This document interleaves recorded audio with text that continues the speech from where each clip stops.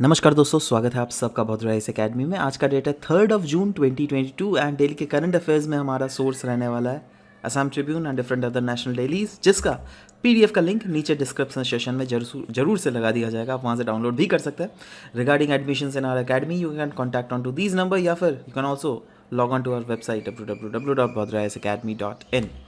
चलिए यहाँ पे सबसे पहला यहाँ पे न्यूज़ देख लेते हैं। आसाम ट्रिब्यून से लिया गया है रिगार्डिंग बायो इलेक्ट्रोकेमिकल डिवाइसेस, जिससे microbial fuel cell basically manufacture किया गया। कहाँ? आईआईटी गुवाहाटी में। देखो, आईआईटी गुवाहाटी ने डेवलप किया है, न्यूज़ में इसलिए था क्योंकि एक टेक्नोलॉजी ऑफ कोर्स, जिससे जनरेट किया जाएगा ग्रीन एनर्जी। और वो भी कैसे पता है? वेस्ट वाटर को ट्रीट करने से। जी हाँ दोस्तों, देखो अभी तो खैर इसका एक प्रोटोटाइप बना है, जैसे कि आप यहीं पे देख ही पा रहे हो। देख रहे हो यहाँ पर वेस्ट वाटर है ना। अब उसी से माइक्रोबियल फ्यूल सेल्स बना दिया गया है। अब क्या होगा दैट यहाँ पर माइक्रोब्स के एक्टिविटी के कारण इलेक्ट्रिसिटी प्रोड्यूस किया जाएगा। देखो अभी, हाँ ऑफ कोर्स इससे आप वॉशिंग मशीन नहीं चला सकते हो शायद, है ना। अभी बहुत माइन्यूट लेवल में ये किया जा रहा है ना। बट इसको अगर ये परीक्षण सफल हो गया और इसको अगर लार्जर रन में उतार दिया जाए ना, तो इंडिया को बहुत ज़्यादा फायदा होने वाला है इन फ्यूचर। क्योंकि इससे डबल फायदा यह होने वाला है दैट एक तो वेस्ट वाटर ट्रीटमेंट तो होगा ही, बट साथ ही साथ एनर्जी का भी हम लोग प्रोडक्शन कर रहे हैं, और वो भी ऐसा वैसा नहीं, ग्रीन एनर्जी, है ना, जिससे कार्बन फुटप्रिंट बिल्कुल नहीं होगा। ठीक है, तो वही चीज़ यहाँ पर भी बोला गया है दैट जी हाँ, अगर ये परीक्षण प्रॉपरली सफल हो गया तो हम लोग ग्रीन एनर्जी प्रोड्यूस कर सकेंगे, और that too from the waste water. और इसमें डुअल बेनिफिट होने वाला है। एक तो अनडाउटेडली बायो इलेक्ट्रिसिटी जनरेशन हो ही रहा है, बट साथ ही साथ हम अपन वेस्ट भी तो मैनेज कर रहे हैं ना। और हाँ, ये जो रिसर्च है दोस्तों, सपोर्ट किया जा रहा है by department of science and technology of central government. And mechanism अगर देखिएगा तो इसमें होता क्या है दैट देखो, एक बेसिकली कंटेनर में आपका वेस्ट वाटर डाल दिया जाता है। ठीक है, अब वेस्ट वाटर के थ्रू क्या होता है ना दैट केमिकल एनर्जी को कन्वर्ट किया जाता है बेसिकली। ठीक है, contain in the organic substance into electrical energy. मतलब जो भी वेस्ट वाटर है, जो भी उसमें ऑर्गेनिक सब्सटेंसेस है, उसके केमिकल एनर्जी के थ्रू प्रोसेस करके उसको इलेक्ट्रिकल एनर्जी में कन्वर्ट किया जाता है with the help of microbes. ये इसका मैकेनिज्म के ऊपर काम करता है ना। क्या हम इसको कैटेगराइजेशन कर सकते हैं under the blue energy category? क्योंकि अगेन ब्लू एनर्जी मतलब क्या? अगर वाटर सोर्स के थ्रू अगर आप एनर्जी को एक्सट्रैक्ट कर रहे हो, that is blue energy, right. ये वेस्ट वाटर है, वेस्ट वाटर के थ्रू अगर आप एक्सट्रैक्ट कर रहे हो तो ये भी तो ब्लू एनर्जी के कैटेगराइजेशन में आएगा। क्योंकि इसका इन्वायरमेंट में अगर इम्पैक्ट देखोगे, वो तो बिल्कुल ही एक भी नेगेटिव इम्पैक्ट हमें नहीं देखने को मिल रहा है ना। नेक्स्ट, असम ट्रिब्यून से ये लिया गया है। आप प्रीलिम्स पर्सपेक्टिव में इसको ऑफ कोर्स देख सकते हैं। एक्चुअली क्या है ना, नॉर्थ ईस्ट का एक न्यूज़ है। त्रिपुरा में पहला वर्चुअल कोर्ट सेटअप कर दिया गया है for traffic E challan. Now ये है क्या? देखो अभी तक क्या होता था दैट फॉर एग्जांपल आप अगर ट्रैफिक रूल तोड़ते हो, जैसे यहाँ पे एक डेटा भी दिया गया है दैट त्रिपुरा का जो राजधानी है अगरतला, वहाँ पर अराउंड एक महीने में 7,000 से 7,500 ट्रैफिक वायलेशंस होते हैं एक महीने में। ठीक है, अब इसके लिए मैन फोर्स चाहिए, ट्रैफिक पुलिस चाहिए। ट्रैफिक पुलिस उसका चालान करती थी, टाइम वेस्ट होता है ना। और सोचो अगर मैं आपका चालान काट रहा हूँ तो बीच में कोई दूसरा अगर रूल तोड़ के भाग सकता है, क्योंकि मेरा नज़र उस पर तो नहीं रहेगा ना जी। सब पर एक साथ में नज़र रखना इम्पॉसिबल नहीं होता, माने पॉसिबल नहीं होता। ठीक है, तो इसीलिए ये प्रोविजंस दिया गया है ऑफ वर्चुअल कोर्ट, जहां पर अगर आपको पता चला दैट हाँ आपने अगर वॉयलेशन किया है, तो प्रॉपरली आपको चालान देने के लिए पुलिस स्टेशन नहीं जाना पड़ेगा, वहां पर रुकना नहीं पड़ेगा। आप डायरेक्टली जो है ऑनलाइन के थ्रू भी ये चालान पे कर सकते हो ना। इससे फायदा क्या क्या हो रहा है, एक चीज़ तो देखो, एक तो सरकार की रेवेन्यू जो है वो बढ़ेगी। ठीक है, दूसरा यह है दैट हम लोग जो है ना ट्रांजिशन करेंगे कहीं ना कहीं। हमारा जो ऑब्जेक्टिव है देश का that less government more governance, है ना। तो लेस गवर्नमेंट मोर गवर्नेंस मॉडल आप कैसे इंश्योर कर सकते हो? Of course with the help of technology, है ना। और यहाँ पे तो वही हो रहा है ना, ई चालान। ऑफ कोर्स टेक्नोलॉजी के थ्रू आप चालान पे कर रहे हो, तो जब भी हम लोग टेक्नोलॉजी का इसमें इस्तेमाल कर रहे हैं तो गवर्नमेंट जो है वो तो कम हो जा रहा है, मतलब लेस मैन फोर्स हमारे को लग रहा है। बट वहीं पर गवर्नेंस स्ट्रक्चर वो काफ़ी ज़्यादा एफिशिएंट हो जा रहा है, लोगों का टाइम नहीं वेस्ट हो रहा है। ठीक है, यही नहीं, there is low scope of corruption as well. अब आप खुद सोचो, बहुत समय ऐसे एलिगेशन लगते थे ना ट्रैफिक पुलिस के ऊपर दैट हाँ वो लोग घूसखोर मतलब ब्राइब लेते हैं, ठीक है। अब यहाँ पर तो खैर कोई कनेक्शन ही नहीं है, आपका अगर चालान आया है जो भी सरकारी रेट है उस रेट के हिसाब से आप चालान भरो। अगर आपका 100 रुपया है तो 100 रुपया भरो, है ना, 200 रुपया है तो 200 रुपया भरो, आपको कोई भी घूस भी नहीं देना पड़ रहा है, कुछ भी ब्राइब किसी को नहीं देना पड़ रहा है ना। और कहीं ना कहीं दैट डिजिटल इंडिया के प्रति जो है ना, इस डायरेक्शन में हम लोग बहुत फास्ट चल रहे हैं, ठीक है। एनीवेज नेक्स्ट दोस्तों, असम ट्रिब्यून से अगेन लिया गया था रिगार्डिंग कोर सेक्टर आउटपुट। अब देखो क्या है ना, इकोनॉमी सेक्शन का है बेसिकली। अब इंडिया के जो 8 कोर सेक्टर्स है उसने बहुत फिनोमिनल ग्रोथ दिखाया, रोबस्ट ग्रोथ हम बोल सकते हैं, फिनोमिनल तो नहीं, 8.4% का, ठीक है। तो अगेन कैसे दिखाया, ये क्या है, क्या डेटा है बेसिकली, देखो 8 कोर इंडस्ट्रीज आपको समझना पड़ेगा।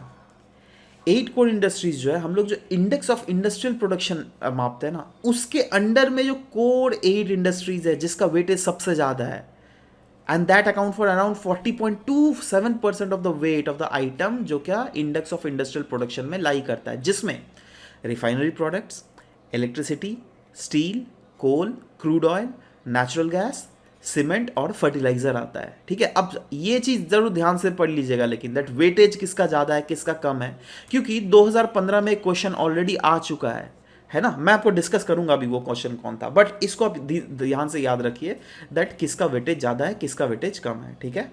एनीवेज अब industrial index of industrial production को अगर देखें तो ये एक कंपोजिट इंडिकेटर है जो क्या मेजर करती है ग्रोथ रेट कोई भी इंडस्ट्रियल ग्रुप का हमारे देश में। और वो भी इंडस्ट्रियल ग्रुप किस में, 2 सेक्टर में इसको डिवाइड किया गया, एक ब्रॉड सेक्टर, एक used based sector. Broad sector में माइनिंग, मैन्युफैक्चरिंग, इलेक्ट्रिसिटी को, और यूज्ड बेस्ड सेक्टर में basic goods, capital goods, intermediate goods, इन सबको रखा गया, जिसका ओवरऑल जो बेस ईयर है ना वो है 2011-2012। और आईआईपी बोला जाता है ये एक इंडिकेटर है जो क्या मेजर करता है change in volume of production of industrial products कोई भी पर्टिकुलर टाइम पीरियड में। इनफैक्ट इसको कंपाइल और पब्लिश किया जाता है मंथली, हर मंथ निकाला जाता है by National Statistical Office of Ministry of Statistics and Programme Implementation, ठीक है। अच्छा, अब जो 2015 का जो क्वेश्चन आया था वो को भी डिस्कस कर लेते हैं। उसमें पूछा गया था in the index of 8 core industries which among the following is are given the highest weight, coal production, electricity generation, fertiliser production और स्टील प्रोडक्शन। देखो उस समय का जो आंसर था ना वो था बी, क्योंकि 2015 को अगर देख लीजिएगा इलेक्ट्रिसिटी जनरेशन जो है this was at the top, ठीक है। बट अभी लेकिन वैसा नहीं है ना। अभी इनफैक्ट ये सेकंड पोजीशन में चला गया, अभी पहला जो है वो होल्ड किया जा रहा है बाई रिफाइनरी प्रोजेक्ट, ठीक है, तो ध्यान रखिएगा। एनीवेज नेक्स्ट इंडियन एक्सप्रेस से ये न्यूज़ लिया गया रिगार्डिंग अस्त्र MK1 ना। क्यों न्यूज़ में था, क्योंकि पहले तो ये देख लेते हैं, मिनिस्ट्री ऑफ डिफेंस ने कॉन्ट्रैक्ट साइन किया है एक Hyderabad public sector company that is Bharat dynamics limited के साथ, और बोला है उनको दैट देखो आपको हमें सप्लाई करना पड़ेगा अस्त्र mark 1 at a cost of 2,971 crore rupees, जिसके थ्रू हम लोग ये अस्त्र MK1 मिसाइल्स जो है उनको हम लोग अपने fighter jets of Indian air force as well as Indian navies में डिप्लॉय कर सके। GS3 परस्पेक्टिव में security challenges and their management in border area, इस टॉपिक से आप इसको आराम से रिलेट कर सकते हो ना। सवाल होता है दैट अस्त्र MK1 है क्या, यह नाम से ही पता चल गया होगा, मतलब ये एक मिसाइल तो है, बट ये मिसाइल जो है ना ये beyond visual range air to air missile है। बियॉन्ड विजुअल रेंज मतलब देखो नाम से क्या पता चल रहा है, बियॉन्ड विजुअल रेंज मतलब मैं अगर आप कि आंखों से वो चीज़ नहीं दिखेगा बट आपको रडार के थ्रू पता चल जाएगा दैट हाँ सामने से एक मिसाइल आ रहा है या फिर सामने से एक दुश्मन देश का जो है फाइटर जेट आ रहा है और उसको आपको यहाँ से उड़ाना है, ठीक है। तो पहले ही रडार क्योंकि पकड़ लेता है तो आप आराम से ये मिसाइल छोड़ दो, है ना। और इस मिसाइल का रेंज भी तो देखो ना, इस मिसाइल का अगर रेंज देखोगे तो ये अराउंड 110 किलोमीटर है, मतलब आप समझ रहे हो 110 किलोमीटर कितना दूर होता है भाई, है ना। तो 110 किलोमीटर दूर से अगर कुछ टारगेट आ रहा है ना उसको आप हिट कर सकते हो आकाश से ही, है ना। तो इतना ज़्यादा एफिशिएंट है। इनफैक्ट ये तो हम अस्त्र MK1 वर्जन का मैं बात कर रहा हूँ, इसका रेंज 110 किलोमीटर है, बट MK2 वर्जन भी है एक है जिसका रेंज 150 किलोमीटर है, वो अंडर डेवलपमेंट है जो कि मनाया जा रहा है। बट स्पीड की अगर बात करें तो अनडाउटेडली साउंड के स्पीड से भी 4 गुना ज़्यादा स्पीड के थ्रू ये चलता है, मतलब स्टेल्थ कैपेबिलिटीज़ है, इसको डिटेक्ट करना मुश्किल, बहुत ज़्यादा नामुमकिन हो जाता है, ठीक है। एनीवेज अब इसके बारे में और भी थोड़ा देख लेते हैं। देखो अनडाउटेडली अगर ये हमारे फाइटर जेट्स में लग गया तो एनिमी टारगेट्स को बहुत ही प्रिसाइजली हमारी जो सेना है, हमारी इंडियन एयरफोर्स, इंडियन नेवी की फाइटर जेट्स, वो आराम से प्रिसाइजली हिट कर सकते हैं, ठीक है ना। Air to air missiles are fired from airborne assets. Of course अगर आप फाइटर जेट लेकर उड़ रहे हो तो आप हवा में ही छोड़ देना पड़ेगा आपको उसको, ठीक है। And the missile has been design and developed by DRDO. DRDO के द्वारा इस मिसाइल को डिज़ाइन भी किया गया और साथ ही साथ डेवलप भी किया गया है अस्त्र MK1 को, ठीक है। चलो नेक्स्ट द हिंदू से लिया गया रिगार्डिंग, ये बात कर रहा है फ्री ट्रेड डील जो कि इजराइल और UAE के बीच में हुआ था। नाउ दोस्तों आपने अब्राहम अकॉर्ड के बारे में पढ़ा था, न्यूज़ में था। यूएस जब ट्रंप प्रेसिडेंट थे ना USA के, तो ट्रंप के प्रेसिडेंटशिप के अंडर ही उन्होंने बेसिकली फोर्स किया था दैट प्लीज़ यार आप इजराइल के साथ अरब नेशंस जो है मर्ज अप कर लो, कितने दिन तक मायूस रहोगे, ठीक है। क्योंकि अगर एक साथ काम करोगे तो पूरा region as a whole grow करेगा, ठीक है। तो इसीलिए अब्राहम अकॉर्ड साइन किया गया था और अभी उसका और भी ज़्यादा एक आगे स्टेप फॉरवर्ड किया गया, that is Israel has signed a free trade deal with UAE। It's first with Arab country. अभी तक इसराइल का कोई भी अरब नेशंस के साथ एज सच मतलब Gulf nation to be particular अगर बात बोले तो कोई भी ऐसा फ्री ट्रेड डील नहीं था, बट अभी UAE के साथ इसराइल का एक फ्री ट्रेड डील साइन हो रहा है, ठीक है। जिसमें ऐसा अनुमान लगाया जा रहा है दैट आने वाले 5 सालों में दोनों देशों के बीच में ट्रेड जो है $5 बिलियन का हो जाएगा। वैसे 2022 में कितना ट्रेड था यार, 2022 में अराउंड $2 बिलियन का था, जो कि ऑफकोर्स बहुत ज़्यादा होता है लेकिन, ठीक है। बट आने वाले समय में $5 बिलियन इसलिए बोला जा रहा है ना क्योंकि रिन्यूएबल सेक्टर में दोनों पार्टिसिपेट करेंगे एक साथ, consumer goods, tourism, life science sector, ये सब कुछ में कहीं ना कहीं कॉपरेशन दोनों देशों के बीच में रहेगा, ठीक है। UAE was the first Gulf country to normalize ties with Israel and only third Arab nations to do so after Egypt and Jordan। जी हाँ दोस्तों, UAE जो है पहला गल्फ कंट्री है जिन्होंने नॉर्मलाइज किया है टाइज विथ इसराइल। इनफैक्ट अगर अरब नेशंस में देख लीजिएगा तो तीसरा है इजिप्ट और जॉर्डन के बाद। ये भी याद रखिए, ये सब कुछ चीज़ें हैं जो देखो क्या है ना, छोटे मोटे फैक्ट्स है, यही सब कहीं ना कहीं क्वेश्चन घुमा के पूछ लिया जाएगा, तो इसलिए मैं जब भी बताता हूँ तो ये सब याद ज़रूर करो। अब्राहम अकॉर्ड के बारे में बात अगर करें तो ऑफकोर्स इसको स्पॉन्सर किया गया था by USA and it was a part of countries regional security agenda, जिससे ओवरऑल उस रीजन में ईरान को काउंटर किया जा सके। क्योंकि आपको पता है दैट ईरान और जितने अरब नेशंस हैं ना सबकी पड़ती नहीं है। क्यों? क्योंकि ईरान शिया कंट्री है, बाकी अरब नेशंस जो सुन्नी कंट्रीज है, शिया सुन्नी की बिल्कुल नहीं पड़ती है, राइट। अब दोनों की इजराइल के साथ नहीं पड़ती है ना।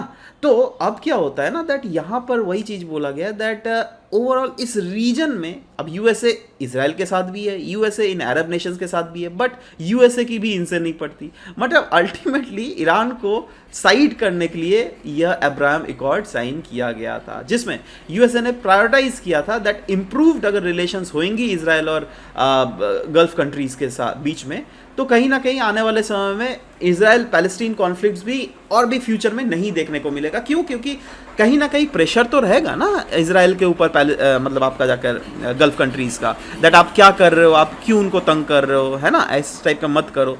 तो यही सब चीज़ें देखते हुए अगेन बट ओवरऑल यही बोला गया दैट ये अकॉर्ड जो कहीं ना कहीं रीजन में सिक्योरिटी को और भी ज़्यादा इंश्योर करेगा। और इस अकॉर्ड के साथ इसराइल में एक चीज़ एग्री भी किया है। जी हाँ, इसराइल ने बोला है दैट हम लोग फर्दर एनेक्सेशन नहीं करेंगे पैलेस्टीन टेरिटरी का। देखो अब तो इसराइल ने बोला है, अब करती क्या है वो तो आने वाले समय ही बताएगा। But the accord was signed by the leader of Bahrain, Israel and UAE कब? सितंबर 2020 में। इनफैक्ट आफ्टर इजिप्ट 1979 में और जॉर्डन 1994 में UAE become the third country. मतलब अभी तक जो है इसराइल के साथ इजिप्ट ने 1979 में ही रिलेशन सेटअप किए थे, वैसे ही जॉर्डन ने 1994 में और UAE ने अभी रिसेंटली, ठीक है। सो और ऑफ कोर्स ये पहला पर्शियन गल्फ कंट्री भी हो गया, ये चीज़ आपको ध्यान में रखना पड़ेगा। नेक्स्ट PIB से ये न्यूज़ लिया गया regarding government e market place. Now government e market place पता है ना आपको क्या है? ये एक वन स्टॉप पोर्टल है जहां पर ऑनलाइन प्रोक्योरमेंट करती है government different goods and services का। किससे? जो मैन्युफैक्चरर इनके होते हैं, स्पेसिफिकली MSMEs से, ठीक है। अच्छा, अभी क्यों न्यूज़ में है? क्योंकि यूनियन कैबिनेट ने क्लियर किया एक प्रपोजल जिसमें यूएन गवर्नमेंट ने बोला है दैट हम अलाउ करेंगे cooperatives to sell their products on government e market place platform. Now exam utility point of view से GS3 मोबिलाइजेशन ऑफ रिसोर्सेज से इस टॉपिक को आप आराम से रिलेट कर सकते हैं। गवर्नमेंट ई मार्केट प्लेस ये एक वन स्टॉप पोर्टल है जिसके थ्रू फैसिलिटेट किया जाएगा online procurement of common goods of goods I mean common use of goods and services for the governmental sector. और हाँ ध्यान दीजिएगा ये पोर्टल लेकिन ओपन है हर ऑल द गवर्नमेंट बायर्स के लिए, वो सेंट्रल गवर्नमेंट बायर हो या फिर स्टेट मिनिस्ट्रीज या फिर डिपार्टमेंट्स या फिर पब्लिक सेक्टर इंटरप्राइजेस ही क्यों ना हो। बट कौन इसमें बाई नहीं कर सकती है, वो है प्राइवेट बायर्स। जी हाँ, प्राइवेट बायर्स इससे कुछ भी सामान खरीद नहीं सकते on the platform, but private people can sell their product. मतलब आप अगर कुछ सेल करना चाहोगे ना वो तो ठीक है, but you can not purchase it for now. अभी तक के लिए यही रखा गया है, फ्यूचर में देखो अगर कुछ होता है तो चीज़ें चेंज भी की जा सकती है। एनीवेज इसकी नोडल मिनिस्ट्री जो है वो है ministry of commerce and industry, याद रहेगा। सिग्निफिकेंट इस मूव का क्या होने वाला है, क्योंकि अब अभी अच्छा क्या मूव क्या लिया गया है, वो मूव ये लिया गया है दैट अभी कॉपरेटिव्स को अलाउ किया जाएगा दैट कॉपरेटिव्स अपने प्रोडक्ट को सेल कर सके। अच्छा, कॉपरेटिव्स अगर सेल कर सकेंगे तो इसका मतलब क्या, वो लोग मैन्युफैक्चर ज़्यादा करेंगे। मैन्युफैक्चरिंग एक्टिविटीज़ अगर बढ़ेंगी इसका मतलब क्या, वहाँ पर जॉब एक्टिविटीज़ ज़्यादा बढ़ेंगी। तो क्या हम बोल सकते हैं दैट 8.5 लाख कॉपरेटिव्स को तो इसका फ़ायदा मिलेगा ही, बट साथ ही साथ इससे जो जॉब मिलेगा ना, अराउंड कहा जा रहा है 27 करोड़ के आसपास लोगों को जॉब मिल जाएगा। और ये कहीं ना कहीं हमारे देश के जो ऑब्जेक्टिव है, national objective vocal for local, आत्मनिर्भर भारत, इसको भी तो प्रमोट कर रहा है ना। और आने वाले समय में ऐसा देखा जाएगा दैट ऐसे छोटे मोटे जो स्मॉल लोकल सेलर्स हैं वो लोग भी इस प्लेटफॉर्म से अपने आप को जोड़ेंगे और अपने प्रोडक्ट्स को बेचेंगे। नेक्स्ट द हिंदू में न्यूज था regarding prime minister's employment guarantee programme. Now क्यों न्यूज में था, क्योंकि ministry of micro small and medium enterprises ने अप्रूव किया है एक्सटेंशन किसका, इस प्रोग्राम का, that is prime minister employment guarantee scheme 5 साल के लिए। जी हाँ दोस्तों, exam utility point of view से GS2 के इस टॉपिक से आप इसको रिलेट कर सकते हैं। नाउ प्रधानमंत्री एम्प्लॉयमेंट गारंटी स्कीम जो है ये एक सेंट्रल सेक्टर स्कीम है जिसको एडमिनिस्टर किया जाता है मिनिस्ट्री ऑफ MSME के द्वारा। इसको लॉन्च किया गया था 2008-9 में और ये क्रेडिट लिंक्ड सब्सिडी स्कीम है जो क्या प्रमोट करती है सेल्फ एम्प्लॉयमेंट, मतलब काइंड ऑफ इंटरप्रेन्योरशिप कल्चर को ये बहुत ज़्यादा प्रमोट करती है। क्योंकि यहाँ पे क्या होता है ना दैट सब्सिडी 35% तक का सब्सिडी गवर्नमेंट के द्वारा प्रोवाइड किया जाता है through MSME of course to the people जो क्या लोन लेते हैं। जैसे आपने अगर कुछ आपको खोलना है राइट, तो आपको 50 लाख का लोन चाहिए है ना, कोई मैन्युफैक्चरिंग प्लांट खोलना है, ठीक है 50 लाख आपको मिल जाएगा राइट। अब 50 लाख में सोचो आपको लोन तो चुकाना पड़ेगा ना जी, तो लोन सोचो आपको इंटरेस्ट लिया जा रहा है 6% है ना, तो 6% से लोन अगर हो गया तो आपको कितना हो जाएगा 50 लाख में, है ना। 50 लाख में अराउंड मान के चल रहा हूँ 2 लाख रुपए लोन हो जाएगा, मतलब 2 लाख रुपए आपको किस्त में चुकानी पड़ेगी ऐसे करके, ठीक है। इसमें भी जो है ना जितना आपको चुकाना पड़ेगा उसमें 35% डिस्काउंट आपको मिलेगा, समझ रहे हो बात। तो ये चीज सब्सिडी काइंड ऑफ प्रोवाइड किया जाएगा, है ना। तो ये चीज यहां पर बोला गया है ना। इंप्लीमेंटेशन अगर देखोगे प्रधानमंत्री एम्प्लॉयमेंट गारंटी स्कीम का, तो नेशनल लेवल में khadi and village industries commission एक नोडल एजेंसी है इसका। वैसे ही स्टेट लेवल में जो है state KVIC directorate that is state khadi and village industries commission जो है, उसके बाद state khadi and village industry board, district industries centre and banks, ये सब जो है इम्प्लीमेंट करवाती है।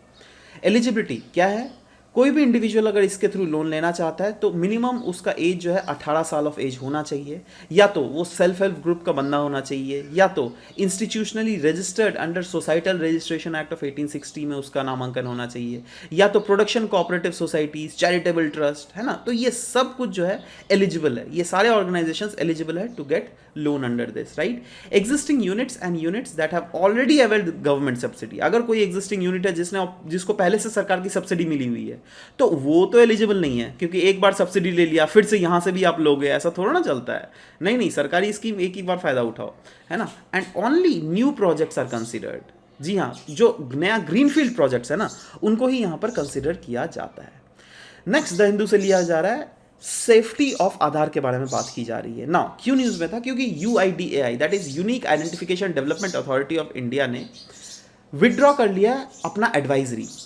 अच्छा, एडवाइजरी क्या बोला गया था उनके द्वारा एडवाइजरी बोला गया था दैट देखो भाई, आधार कार्ड का जो आप लोग नॉर्मल जनता को एडवाइजरी नॉर्मल जनता के लिए निकाला गया था दैट हम लोग जो आधार कार्ड का जेरोक्स लेकर घूमते हैं ना, तो उन्होंने बोला था देखो आधार कार्ड का जेरोक्स या फिर फोटोकॉपीज से कुछ ना कुछ मतलब कुछ ना कुछ फ्रॉड वाली काम हो सकती है, इसलिए मेक श्योर करो दैट आप वो चीज़ें इस्तेमाल मत करो, ठीक है ना। वही चीज़ यहाँ पर बोला गया है दैट उन्होंने बोला था holder should utilise masked Aadhaar instead of traditional photocopy. Normal जो सोचो ये आपका आधार कॉपी है, ठीक है, इसका फोटोकॉपी लेकर घूमते हो ना, नहीं नहीं ये मत घूमो आप, उससे अच्छा आप मास्क आधार लेकर चलो। मास्क आधार मतलब जहां पर पहले वाले जो डिजिट्स है ना इसको छुपा दिया जाता है, बट लास्ट के 4 डिजिट्स जरूर दिखते हैं, और बाकी जो भी चीज़ है आपका वो सब वही वही चीज़ रहेगा, बट मेन डिजिट जो है ना ये चीज़ छुपा हुआ रहेगा, ठीक है, वही उसी को कहते हैं मास्क आधार, ठीक है। And the document must not be downloaded from cyber cafe, cyber cafe से या फिर पब्लिक कंप्यूटर से इसको डाउनलोड करने मना बोला जा रहा है। और अगर आपने किया भी है तो मेक श्योर दैट उस सिस्टम से आप परमानेंटली उसको डिलीट कर दो, उसको रहने मत दो वहां पर, ठीक है ना। Why does the law say on, what does the law say on usages of Aadhaar and its safety. देखो एक कानून बना हुआ है हमारे देश में, 2016 में बना था, Aadhaar targeted delivery of financial and other subsidies benefit services act 2016, जिसके थ्रू ये क्लियर कर देते हैं वो लोग दैट आधार ऑथेंटिकेशन बहुत ही ज़्यादा नेसेसरी है। अगर आप सरकारी कोई स्कीम का फ़ायदा उठा रहे हो, सरकारी सब्सिडीज़ का बेनिफिट्स या फिर सर्विस कुछ भी ले रहे हो, है ना, जिसको फाइनेंस किया जाता है कंसोलिडेटेड फंड ऑफ इंडिया, तो उसमें आपका आधार का सर्विसेज बिल्कुल अनिवार्य है। The requesting entity would have to obtain the consent of the individual. जी हाँ दोस्तों, अगर कोई भी, जैसे सरकार ही क्यों ना है, सरकार अगर इसका इंफॉर्मेशन चाहती है तो सोचो आपका आधार का इंफॉर्मेशन चाहती है तो आपका पहले परमिशन उनको लेना पड़ेगा, ठीक है। And information is only use for authentication purpose, जो आपका इंफॉर्मेशन है सिर्फ और सिर्फ ऑथेंटिकेशन पर्पस के लिए ही यूज किया जाएगा, जो कि of course central identity data repository में जो फिक्स किया हुआ है। इसके थ्रू ऐसा नहीं दैट आपका इंफॉर्मेशन लेकर वो कोई दूसरा प्राइवेट कंपनी को बेच दिया, ना ना ऐसा नहीं होगा, क्योंकि अभी के ज़माने में जो है data is the key, right. आपका डेटा अगर किसी को भी मिल गया ना बहुत कुछ कर सकता है। The Act aim makes it clear that confidentiality needs to be maintained and the authenticated informations cannot be used for anything other than specified purposes। जी हाँ, specified purpose के छोड़कर इस कानून में क्लियरली लिखा हुआ है दैट कॉन्फिडेंशियलिटी बिल्कुल मेंटेन करना पड़ेगा। हाँ, कॉन्फिडेंशियली मेंटेन मतलब जैसे आपका अगर आधार कार्ड को किसी ऑर्गेनाइजेशन अगर यूज़ कर रही है तो आपका जो ये आधार कार्ड है उसके आपका प्राइवेसी है ये, ठीक है, ये बिल्कुल मेंटेन करना पड़ेगा। कोई भी दूसरा स्पेसिफाइड पर्पस के लिए इस्तेमाल नहीं कर सकता है रादर देन जो भी पर्पस जो क्या असाइन किया गया इस बंदे को या फिर इस ऑर्गेनाइजेशन को। आइडेंटिटी इंफॉर्मेशन और authentication records would only be liable to be produced pursuant to an order of high court या फिर सुप्रीम कोर्ट। मतलब जो भी आपकी इंफॉर्मेशन है, ऐसी बात नहीं है दैट सरकार उसको बिल्कुल नहीं यूज करेगी, यूज कर सकती है। बाई चांस सोचो कभी हाई कोर्ट ने आदेश दे दिया या फिर कभी सुप्रीम कोर्ट ने आदेश दिया, ठीक है, या फिर सेक्रेटरी रैंक या फिर सेक्रेटरी रैंक के अबव वाले जो गवर्नमेंट ऑफिशियल्स है ना, वो लोग अगर चाहे तो नेशनल सिक्योरिटी के मद्देनजर देखते हुए आपका डेटा को यूज कर सकती है। इसको छोड़कर और कोई भी किसी को भी हक नहीं मिला हुआ है आपके आधार का डेटा का इस्तेमाल करने को, ठीक है। एनीवेज दोस्तों, आप कुछ एमसीक्यूज देख लेते हैं। पहले कल हम लोगों ने कुछ एमसीक्यूज पूछा था, जैसे पहले टोबैको कंजम्पशन के बारे में बोला गया था, अराउंड 27% था, मैंने 99% कर दिया था, जो कि ऑफ कोर्स बहुत जरूरी, बिल्कुल सही किया था आप लोगों ने। तो पहला तो खैर गलत था, दूसरा वाला बिल्कुल सही था। And this very very important guys, trust me, आपके प्रीलिम्स में भी बिल्कुल पूछा जा सकता है, एपीएससी में भी, यूपीएससी में भी, ठीक है। सो मेक श्योर दैट आप इसको ज़रूर से पढ़िए। Anyways, B is the correct answer है। नेक्स्ट इज किस स्टेट गवर्नमेंट ने कंडक्ट करेगा कास्ट बेस्ड सेंसस, वो है बिहार, जो क्या इस ऑप्शन में बिल्कुल ही नहीं था, तो of course natural option is none of the above. Next is UN peacekeepers के बारे में बोला गया था, इनको ब्लू हेलमेट कहा जाता है, ना कि रेड हेलमेट, ठीक है, तो ये तो गलत है। और बाकी दूसरा वाला तो हाँ जी हाँ ऑथोराइज किया जाता है बाई सिक्योरिटी काउंसिल, बिल्कुल सही है, ठीक है। So B will be the correct answer in this very aspect, ठीक है। तो करेक्ट सीक्वेंस जो है वो है BDB, जिसमें सभी लोगों ने BDB, वेरी गुड, ठीक है, सब लोगों ने सही किया है। चलिए, थैंक यू। अब आज देख लेते हैं आज के questions. Which country among the following is not a part of Gulf Cooperation Council. आपको यह आंसर नीचे कमेंट सेक्शन में लिखना है, बहरीन, UAE, यमन या फिर ओमन। Next is consider the following statement about prime minister's employment guarantee scheme. ये एक सेंट्रली स्पॉन्सर्ड स्कीम है जिसको एडमिनिस्टर किया जाता है by ministry of MSME। Next is दूसरा पॉइंट है, it promotes self employment and entrepreneurship among BPL category people only. तो पूछा गया that which among the above statement is और are correct, 1 only, 2 only, both none. नीचे next, GEM portal is open for all government buyers. दूसरा है, private buyers can not sell on platform, but private buyers can buy product to governmental bodies through the portal. आपको बताना है choose the correct option out, one only, two only, both one and two, neither one nor two. आज का mains का question है BRICS के related. BRICS undoubtedly बहुत ज़्यादा चैलेंज फेस कर रहा है, क्योंकि देखो ब्रिक्स में जो जो कंट्रीज़ है ना, Brazil, Russia, India, China, south Africa, तो कुछ कुछ कंट्रीज़ के बीच में बायलैटरल डिफरेंसेस जरूर है. मेन कंट्रीज़ कौन है? इंडिया और चाइना के बीच में, ठीक है.